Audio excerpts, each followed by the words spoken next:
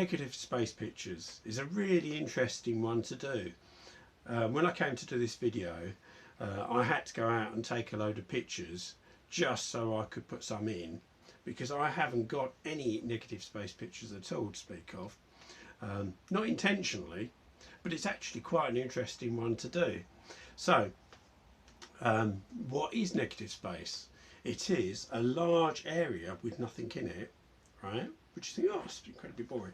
And then add an object into it, or an object already there. So say imagine a tree in the middle of a field. You do get them occasionally, but get the angle so that all there is the tree and the field and nothing else in the background. So you haven't got all the clutter of houses, other farms, tractors or whatever in the distance. All you've got is the tree and the field. It's actually quite an interesting one to do well.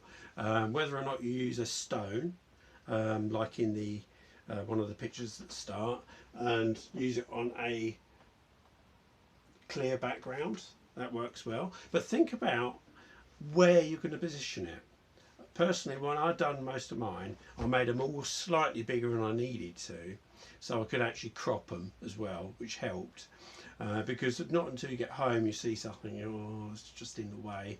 So I think the rule of thirds probably really goes out the window when doing this. So whether or not you put your stone, if you say, imagine this picture you're seeing me, the object really shouldn't be much bigger than what this stone is. So whether or not it's up in the top corner, the bottom corner, left, right, or in the middle, think about the lighting, how it works, and how it marries up to the background. So if you've got a dark stone, it should need a light background. It doesn't have to. You could go for a light background. You could have a couple on the beach, nothing else in the beach except this couple and the sea, and they're standing next to the sea.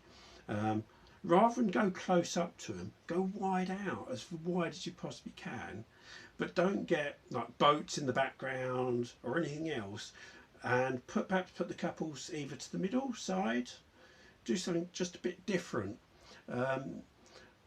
so there's not all the stuff around it. Seagulls, you want to wait a second so there's nothing in the picture. So all you've got is a clean picture with a object in it,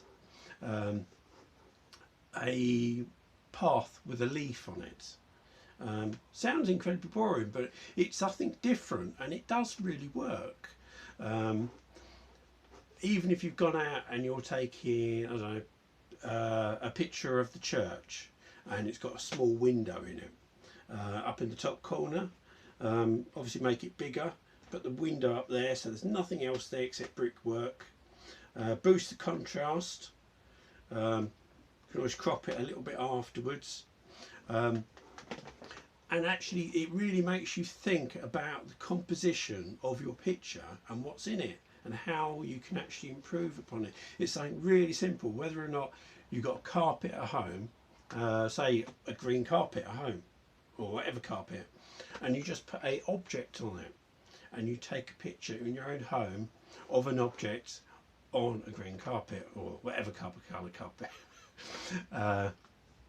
But don't put it in the middle. Don't make it the dominant feature. Put it to one side, on the middle. So you don't really want the actual main object of your picture much bigger than what this stone is, as you can see me. A bench on a cliff looking out at sea. You don't get too close to it. Step back as wide as possible. It's actually quite tricky to go out anywhere and actually not find loads of clutter in the background, whether it's houses, other trees you don't want in the picture, but we are in the fens, which actually does help if you want to do that. But you can equally do it at home. Some bricks on the side of the house and there's a little flower or something in them, so you fill the whole of the screen with the brickwork, put the flower up in the top corner. Obviously all these are suggestive ideas. Have a look, Google it and see what other pictures come up. They might give you an inspiration, but do have a go at doing this. If you're still not sure, message me or if you're having a picture you think, oh, you know, what's the best to do with it, send me it. I'll have a look and we can have a chat and see what we can do to improve upon it. So I'd love to see what you come up with this week. I shall leave you some more of my pictures and look forward to seeing them.